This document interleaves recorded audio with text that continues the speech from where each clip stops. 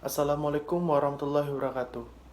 Perkenalkan, nama saya Iksan Yofi Maulana, mahasiswa Hubungan Internasional Angkatan 2018 dengan BP 1810853015. Kali ini saya akan mempresentasikan hasil penelitian saya yang berjudul Analisis Pemulihan Hubungan Bilateral Indonesia dan Australia pasca penyadapan tahun 2013. Adapun hal yang melatar belakangi dari penelitian ini adalah pada tahun 2013 terkuak aksi penyadapan yang dilakukan oleh Australia terhadap Indonesia. Seorang mantan kontraktor National Security Agency, Edward Joseph Snowden, dengan secara sengaja membocorkan dokumen rahasia milik NSA yang berisikan sejumlah nama pejabat Indonesia yang dilakukan penyadapan melalui telepon genggam, termasuk SBY. Penyadapan terhadap SBY dilakukan sebanyak 15 kali ketika SBY menghadiri KTT G20 di London pada tahun 2009. Hal ini tentu membuat kekacauan hubungan kedua negara. Indonesia menarik pulang perwakilan duta diplomatiknya dan masyarakat melakukan unjuk rasa di depan kantor kedutaan Australia di Jakarta untuk permintaan maaf pemerintah Australia. Pemerintah Indonesia menjalankan 3 langkah utama dalam merespon tindakan penyadapan, yaitu yang pertama, Indonesia meminta adanya klarifikasi dan sikap resmi dari Australia terkait penyadapan. Yang kedua, yaitu Indonesia menghentikan sementara sejumlah kerjasama negara. Dan yang ketiga, yaitu Indonesia menginginkan adanya Code of Conduct terkait hal tersebut. Indonesia juga lebih dahulu melayangkan surat kepada Perdana Menteri Abbott, namun mendapati kekecewaan terhadap balasannya. Australia berpendapat bahwa penyadapan merupakan hal yang lazim dilakukan oleh negara, sehingga tidak ada keharusan untuk meminta maaf maupun mengklarifikasi. Mendapati kekecewaan tersebut, SBY langsung berdiskusi dengan Wakil Presiden dan memberi 6 butir respon terkait kasus penyadapan dan pembentukan kode etik. SBY masih berharap bisa berhubungan baik dengan Australia setelah mengatasi permasalahan penyadapan tersebut.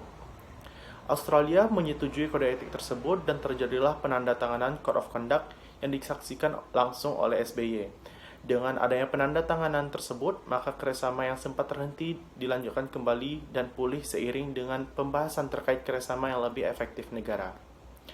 Sehingga meskipun mendapati kekecewaan dan tuntutan agar Australia melakukan klarifikasi dan permintaan maaf tak terpenuhi, namun Indonesia nyatanya lebih agresif melakukan normalisasi hubungan bilateral dengan Australia, sehingga dilihat bahwa ada hal yang lebih urgen dibandingkan tuntutan Indonesia tersebut.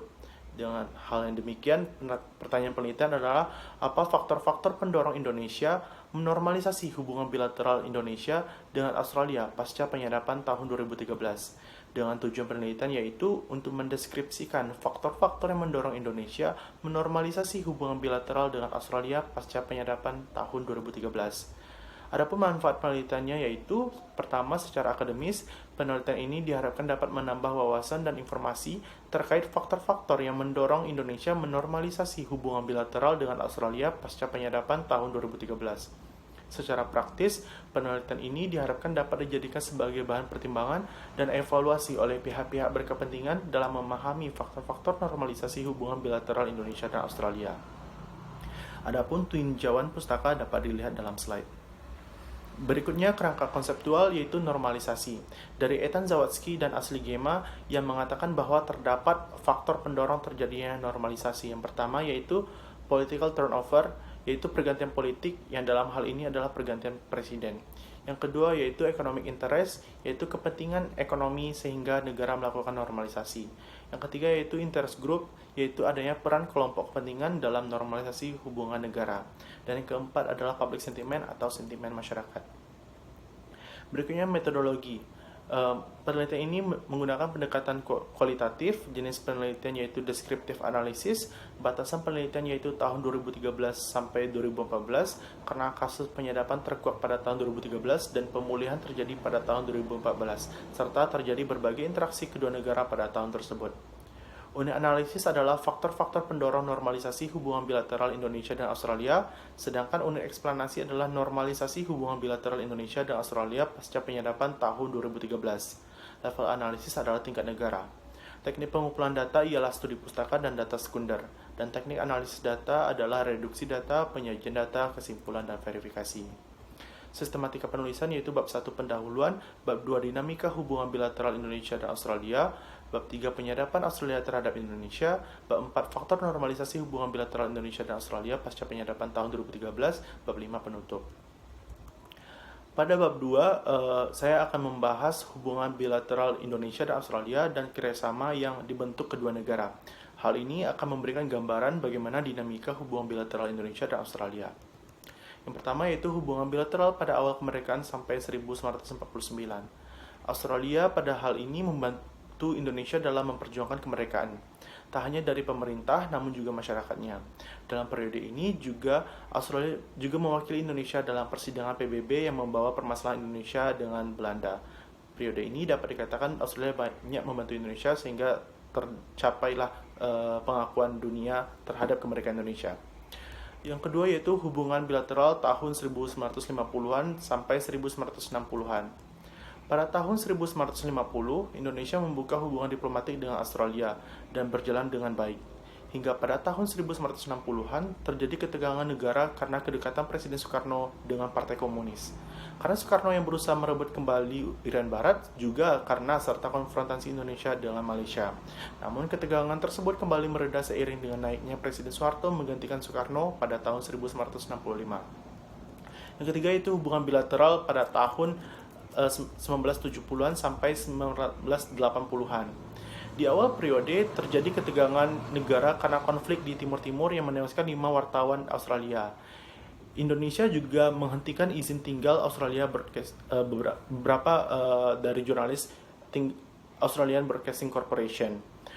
Hubungan ini menjadi mencair ketika kemenangan Bob Hawke sebagai Perdana Menteri dan mengakui secara de jure integrasi Timur Timur ke dalam Indonesia. Namun tak berselang lama, hubungan tegang kembali ketika artikel Jenskin yang menyoroti bisnis keluarga Soeharto. Artikel ini dianggap telah melakukan pembohongan publik dan penipuan, sehingga Indonesia memberikan respon tegas terhadap hal tersebut. Indonesia meminta keterangan duta besar Australia dan Indonesia juga menghentikan beberapa kunjungan. Namun krisis ini kembali mencair pada tahun 1988 ketika Menteri Pertahanan Australia mendesak pemerintah Australia memperbaiki hubungan negara. Berikutnya hubungan negara tahun 1990, yang mana pada periode ini ketegangan terus terjadi setelah peristiwa Santa Cruz di Timur Timur pada tahun 1991 yang memakan korban jiwa. Indonesia dianggap telah melakukan pelanggaran HAM. Namun, tak berselang lama pada tahun 1992, ketika Perdana Menteri Keating terpilih, hubungan Indonesia dan Australia dapat dikatakan sangat harmonis, bahkan Keating mengatakan bahwa tidak ada negara lebih penting bagi Australia selain Indonesia. Yang kelima adalah hubungan bilateral tahun 2000-an sampai sebelum terkuaknya penyadapan. Hal ini juga dihiasi dengan ketegangan-ketegangan seperti Bom Bali 1 dan Bom Bali 2, namun tetap banyak kerjasama yang terjalin. Hubungan Indonesia juga terjalin melalui berbagai macam kerjasama dalam berbagai bidang, seperti Free Trade Area, IACPA, dalam bidang ekonomi dan perdagangan, dalam bidang keamanan dan pertahanan, contohnya adalah Lombok Treaty, dan juga dalam bidang lainnya seperti Colombo Plan. Pada bab 3, bab ini menjelaskan terkait kasus penyadapan yang dilakukan Australia terhadap Indonesia, respon Indonesia terhadap penyadapan 2013, dan proses hingga terjadi pemulihan hubungan bilateral Indonesia pasca penyadapan tahun 2013. Australia nyatanya telah melakukan penyadapan dari semenjak Indonesia masih berusia 5 tahun, yaitu pada tahun 1950. Namun hal demikian tidak terkuak ke publik. Hingga pada akhirnya pada tahun 2013 memuncaklah hal ini dan terkuak ke publik, terkuak aksi penyadapan Australia terhadap Indonesia. Hal ini mengacaukan hubungan kedua negara. Pola penyadapannya yaitu dengan mengirimkan sinyal ke kantor konsulat Australia dan mengirimkan juga kepada tenaga intelijen Australia. Penyadapan nyatanya merupakan tindakan yang telah melanggar berbagai hukum internasional dan juga melanggar kode etik diplomasi. Indonesia sendiri merespon tindakan ini dengan sangat tegas. Indonesia menarik duta diplomatik, meminta klarifikasi, menghentikan kerjasama berbagai bidang, dan mengajukan kode etik. Respon tersebut tidak hanya dari pemerintah saja, namun juga dari lapisan masyarakat.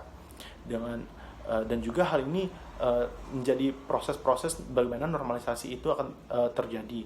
dengan adanya berbagai pertemuan-pertemuan antar Menlu, antar presiden, maupun juga antar utusan diplomatik. Maka terjadilah penandatanganan kode etik yang menandai kepulihan hubungan Indonesia dan Australia. Berikutnya bab 4. Pada bab 4 ini saya akan membahas terkait faktor pendorong Indonesia menormalisasi hubungan bilateral dengan Australia pasca penyadapan tahun 2013. Yang pertama yaitu pergantian presiden di Indonesia. Sejatinya Presiden SBY telah menjabat sebagai Presiden Indonesia sejak tahun 2004 sampai tahun 2014. Tindakan penyadapan terhadap 8 genggam beberapa pejabat terutama SBY juga terjadi pada tahun 2009 ketika SBY menjabat. Terbongkarnya kasus penyadapan terjadi pada tahun 2013 dan penandatanganan kode etik terjadi pada Agustus 2014. Dari ketiga momentum tersebut, momen ini semuanya terjadi pada masa SBY, sehingga poin ini tidak menjadi faktor pendorong normalisasi. Yang kedua adalah kepentingan ekonomi Indonesia. Indonesia dan Australia tergabung dalam berbagai kerjasama ekonomi dengan Australia yang mana track record-nya memberikan keuntungan bagi Indonesia, seperti meningkatkan pertumbuhan ekonomi dan meningkatkan tata kelola perekonomian negara. Melalui kerjasama ekonomi partnership agreement dan free trade area, hal ini mempertajam perdagangan, ekonomi, dan investasi Indonesia. Berdasarkan neraca perdagangan Indonesia dan Australia, hal ini menunjukkan defisit, yang mana impor Indonesia lebih tinggi dari ekspor ke Australia. Hal ini menunjukkan bahwa Indonesia mengalami ketergantungan terhadap komoditas yang dihasilkan di Australia, seperti gandum maupun sapi. Australia merupakan negara impor gandum utama bagi Indonesia. Hal ini diikuti dengan peningkatan permintaan terhadap tepung setiap tahunnya. Bahkan, Australia menguasai 50-60% gandum Indonesia. Hal ini akan menimbulkan permasalahan ketahanan pangan Indonesia jika melakukan pemutusan hubungan diplomatik dengan Australia. Selain itu, ketergantungan impor sapi dari Australia juga menjadi kepentingan Indonesia, yang mana Australia merupakan negara utama Indonesia dalam impor daging sapi. Australia sebelumnya pernah menghentikan ekspor sapi ke Indonesia pada tahun 2011 yang membuat kekacauan di sisi masyarakat karena kurangnya pasokan sapi, lonjakan harga daging yang sangat signifikan, dan lemahnya kontrol harga, serta juga terjadi pemecatan karyawan berbagai macam karyawan di perusahaan impor sapi, yaitu sebanyak 30%.